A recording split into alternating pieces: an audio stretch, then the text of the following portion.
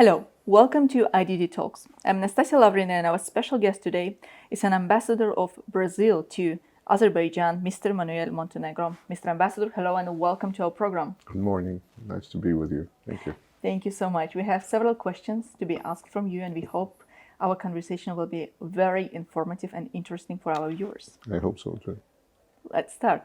And my first question, recently in your country there were presidential elections. Yeah. And definitely my first question will be, should we expect any changes in the foreign policy? And definitely, what are the prospects for the upcoming year?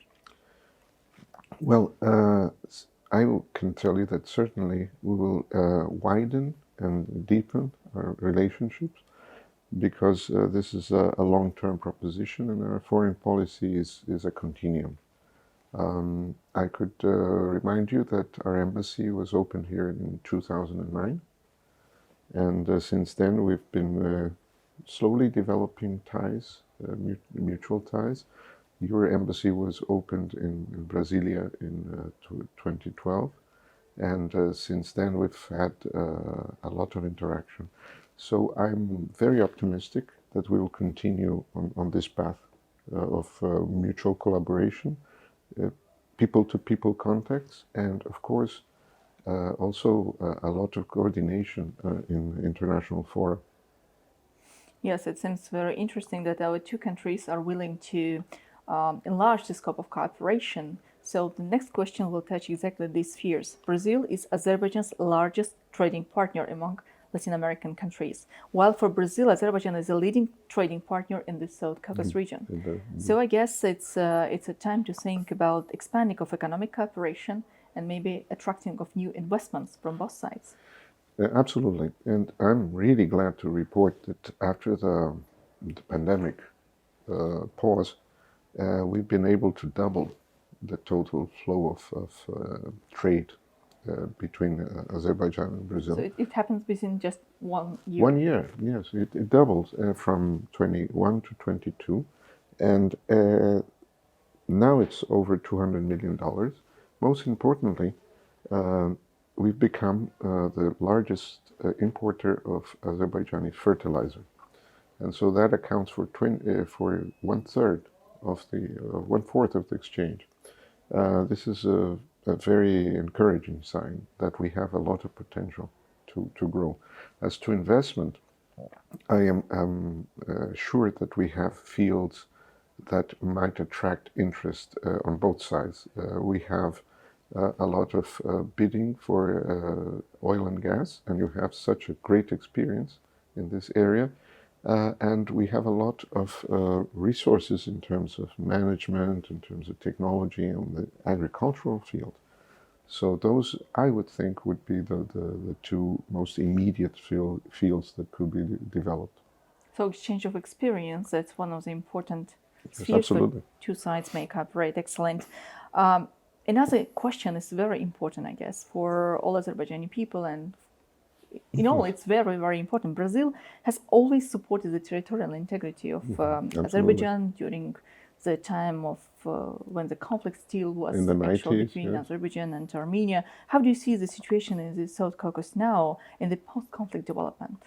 Well, we're very optimistic about the prospects of peace, and Brazil will surely support this all the way. We have a very long tradition of a peaceful resolution of conflict, so this is our main hope is this, and we see that there are very good prospects as you know, as I see it, that peace is within reach. The peace in the region of South Caucasus, even the political leaders in different countries are saying it's important not only for our countries, but on the global perspective, for Europe, for Asia, and for Latin America as well. Absolutely. We in Latin America have, of course,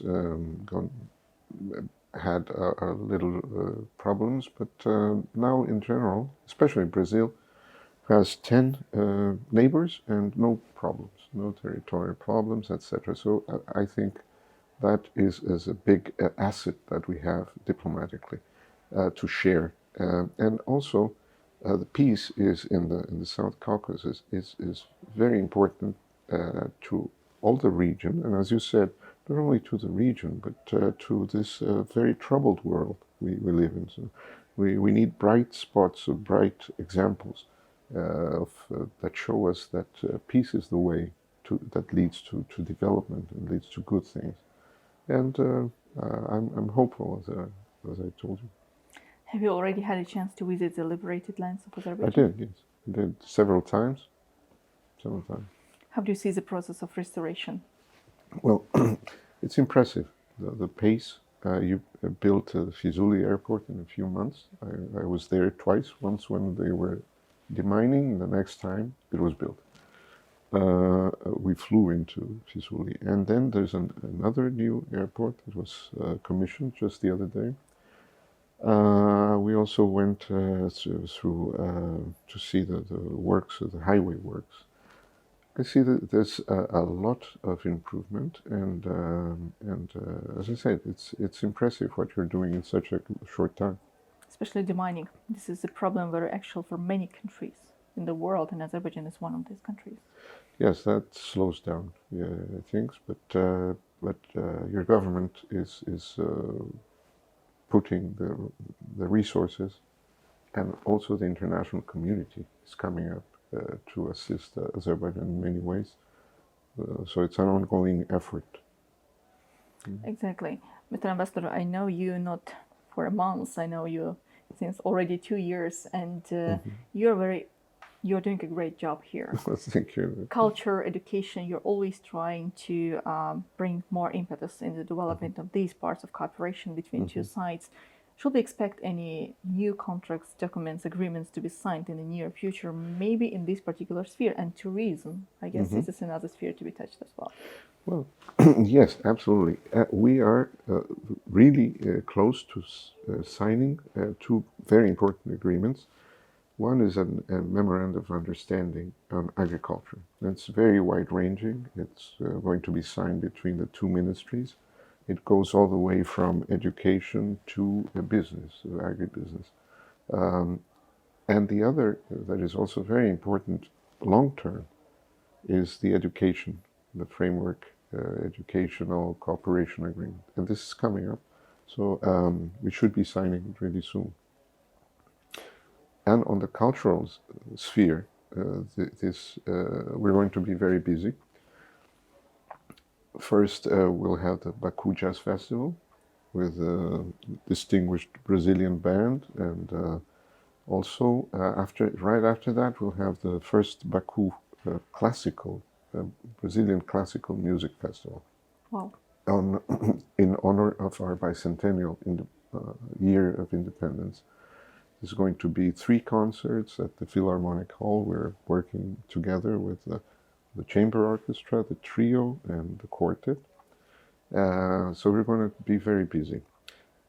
And last but not least, Ada University is going to be opening Portuguese language teaching this Monday. So this is a scoop for you. Wow. Very, very exclusive information for Absolutely. IDD Talks, especially because we are today screening in other university. And as I said previously, tourism is one of the spheres which may stimulate the cooperation even at the highest level. Could you maybe, in the end of our program, to name us some particular spheres and necessary things to be done in order to bring these partnership relations and cooperation at a more broad perspective? Well, we should organize missions of all types. We should organize exchanges of people. After the pandemic, this has become possible again, and so we should exchange members of the media. We've seen that this is very productive when members of the media get to know each other's country. Of course. We also should exchange students. We have 2 bids, calls to opportunities right now for undergraduate students and also for graduate students. And I've sent this out to all the universities I could for them to find candidates. So this is a very, very powerful way of getting stretching out our contacts. We did it in the regional context. We've done it for over 30 years, and those young people who started out going as students to our neighboring countries now have become CEOs of companies. They have become rectors of universities, and they have friends in Brazil, and we have friends in their countries.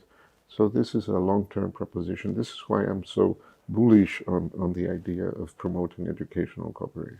Yeah, and Portuguese language, which is going to be very. It starts out by We hope our students, the students of other universities, will be very much interested to oh learn yes, there's this interest language already. because the students here are also always keen to learn something new, and Portuguese language Absolutely. can be very attractive for them as well. Yeah.